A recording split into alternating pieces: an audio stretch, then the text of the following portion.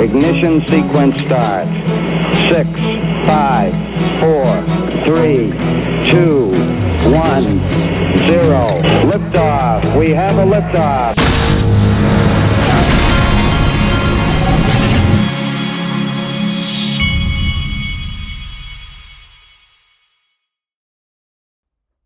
Hey everybody, this is the Digital Asset Investor, and there is nothing in this digital asset life that makes me more bullish about XRP than this right here.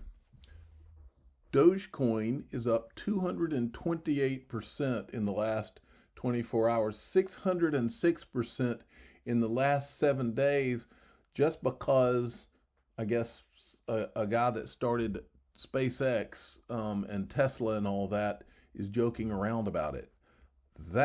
Now, if that kind of moronic stupidity can cause people to want to buy a digital asset, just imagine what they'll want to do with a digital asset that's actually going to be used in the banking system of the world over the next 50, 100 years, whatever, when people realize that there's actually one that's going to do something and be a part of the global financial system. Unbelievable. But I can't wait. Let me tell you what, I can't wait till the history books are written on this.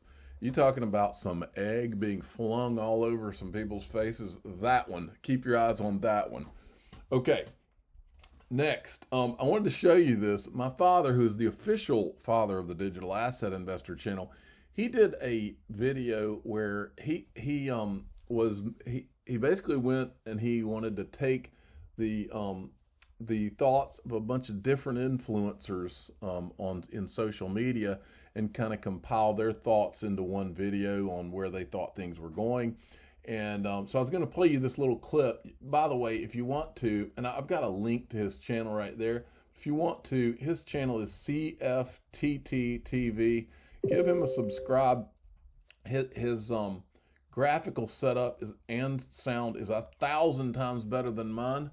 And I think he's doing a good job. He's trying to spend more time doing videos, but watch this. Compile the thoughts of many XRP expert movers and shakers as I could find in time for today's show, including my son, who most of you know as the Digital Asset Investor. Also, Ripple CTO, David Swartz, Brad Combs, the Digital Perspectives Guy, Attorney Jeremy Hogan, Arthur Brito, Steve Wynn, Peter Brandt, Dark Defender, Crypto Bull 2020, Crypto Wizard, Crypto Millionaires, Kevin Cage, BitBoy Crypto, Credible Crypto, Blockchain Backer, Thinking Crypto, Crypto Eddie, The Bearable Bull. So he named just about everybody who's anybody in crypto on there that he's going to talk about in that video. So any of you that are wanting to see what he said about you, go check it out. My dad is he's in his 70s now, and he has been, believe it or not, he's been on this crypto journey with me. He's kind of been following all of this since way back in 2013. And he tells you, first of all, he gives his price prediction, which is $20 this year for XRP, which I thought was interesting. But he also tells a story about how our family got burned by the guy that ran the Cryptsy exchange back in the day, and then skipped town and moved and disappeared to China. True story, and it's a really fascinating story. And by the way, any of you out there who know where Paul Vernon is, that skipped town with all those people's money, everybody's looking for him. And if you've ever wondered how in life what comes around goes around, I bet Paul Vernon didn't think that that I would be making videos that can get 30 to 50,000 views in a day when he committed that crime. So if you know him, my dad go watch my dad's video, because he shows the guy's picture in the video. This guy literally took millions and fled to China. Very interesting story. Okay, so here's Dad's channel, and then the official father's channel. Now here's CNBC. I wanted to show you this. This is what's his name? Michael Sonnenson. He's the CEO of Grayscale. Listen to this. And you just used an interesting phrase, digital assets. Are you thinking of these as assets? Are you thinking of them as currencies? I think that has always been one of the sort of central questions to the future of this. And it goes to some degree, how you might value a Coinbase, for example. Because if you believe ultimately it's an asset, I'm not saying simply an asset, but if it's an asset, then that's a trading business. If you believe it becomes a currency, then maybe you start to think about it as a PayPal or more of a fintech company in a different way, and that's a different valuation. I think it's too early to say, Andrew. I think in the developed world, the near-term use case isn't necessarily going to be for currency. We're certainly seeing the emergence of things like we've talked about before, Bitcoin being thought of as a digital gold or as a store of value. But as time goes on and you start seeing other application layers built in, you're going to see that some of the transactional efforts or the ability to move value around the world or cross-border, et cetera, begin to be unlocked. We're certainly not talking to investors about Bitcoin replacing the dollar or being used in everyday commerce. It's certainly Okay, and then there was this clip. This is from talking about the Coinbase IPO, and this is I'm not sure what this Lisa Ellis from MoffettNathanson. That sounds like a lot. What does the future look like, and why don't we see the 2.5% commissions, if you will, that Coinbase is able to charge right now? Why doesn't that compress as other people get into the business? Yeah, I think on the fee compression specifically, eventually, sure, but I think folks may be underestimating how difficult it is to do what Coinbase is doing in terms of creating liquidity and exchanges for cryptocurrencies, as well as securely storing and transmitting cryptocurrencies. Cryptocurrencies are bearer assets, meaning they're literally like digital cash. So securely storing them is one of the most difficult challenges with dealing with crypto. That's something Coinbase has spent the last 9 years solving. And they run custom nodes on 15 different blockchains in order to create liquidity in 108 different crypto assets. That also, they're licensed, regulated in 30 different countries to do that. That's not the type of operations that a traditional brokerage or traditional exchange is just going to build overnight. I think that's a deeper moat. Has more sustainability, we would say, for at least several years than people are expecting. Okay, now Crypto Dim sent me I had not covered it yet. Miguel Valles, who used to be the head of XRP markets at Ripple. Somebody's calling me here. Anyway, Miguel Valles did an interview with Stansberry Research. I found 3 clips that you need to hear, but where Miguel Valles is about as sharp as anybody gets in this space, and he lays it down in 3 clips here. Listen to this.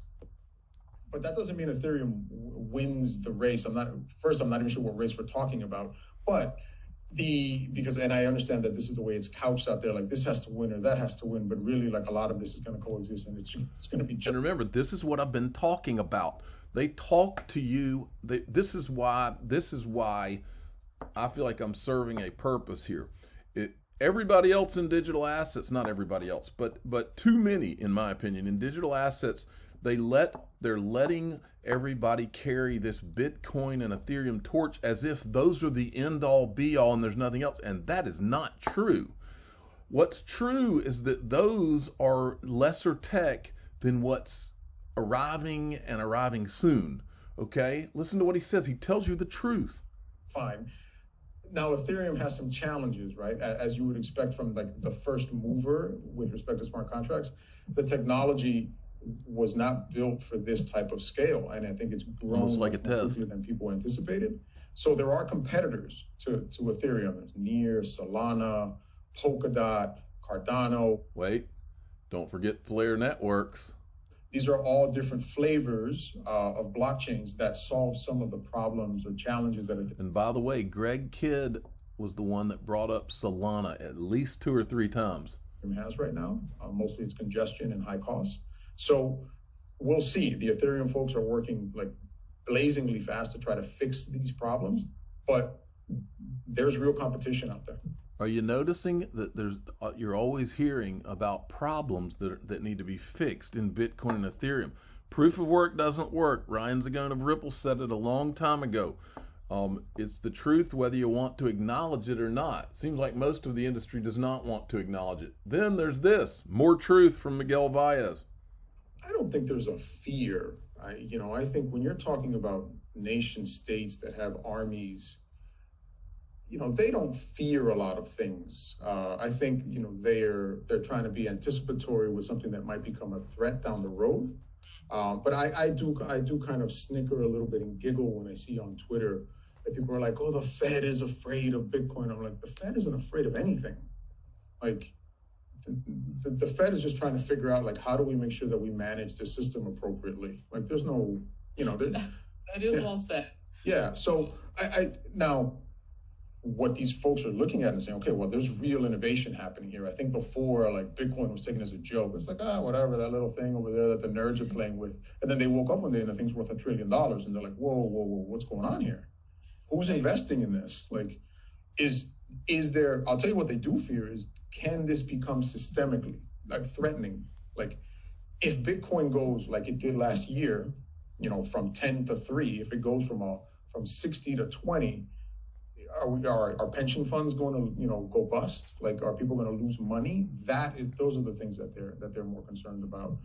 And there has to be regulations, and this has to be applied and agreed upon. It's a matter that needs to be agreed at a global level, because if there is an escape, that escape will be used. So I think it needs to be if anything, it shows that global cooperation, multilateral action is absolutely needed, whether it's initiated by the G7, moved into the G20, and then enlarged, but it's something that needs to be addressed. And FATF is clearly an organization that has expanded in that respect.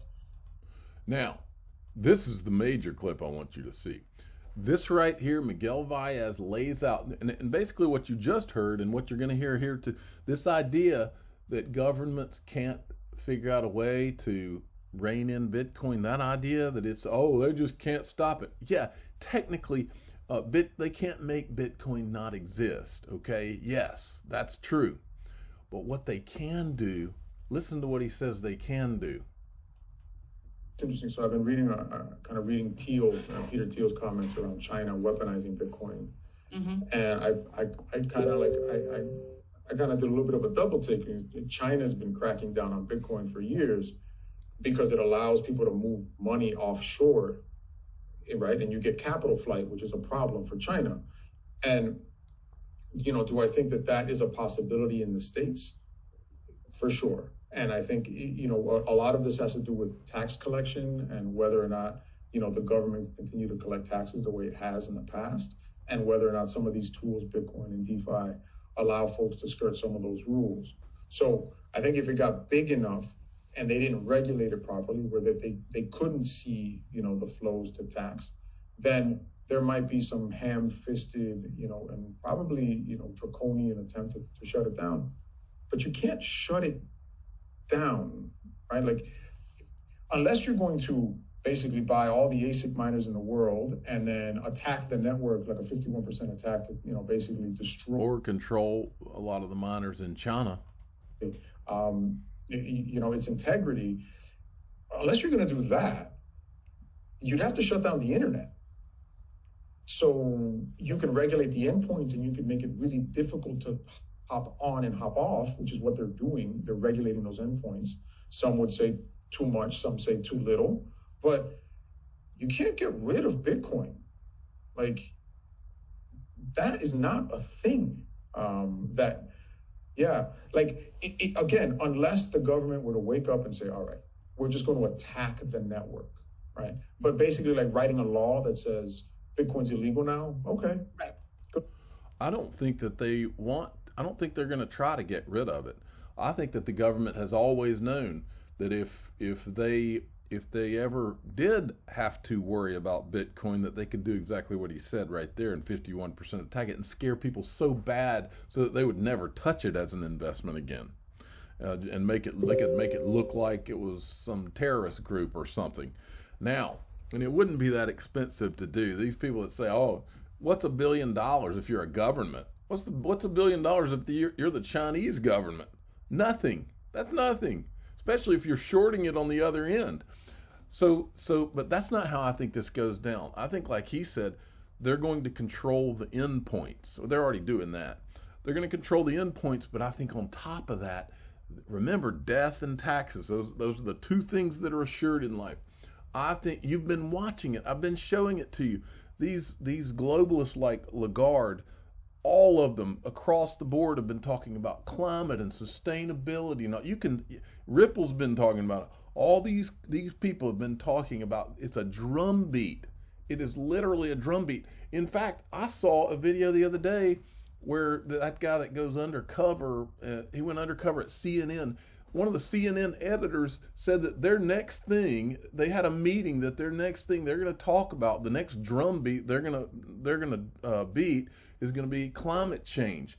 It's like there's a narrative that's being run, and I think that this narrative goes right into proof of work, mined digital assets being slapped with a freaking global carbon tax. That's what Lagarde said. She said Bitcoin needed to be regulated globally, and she is right there with Janet Yellen. They're on the same team.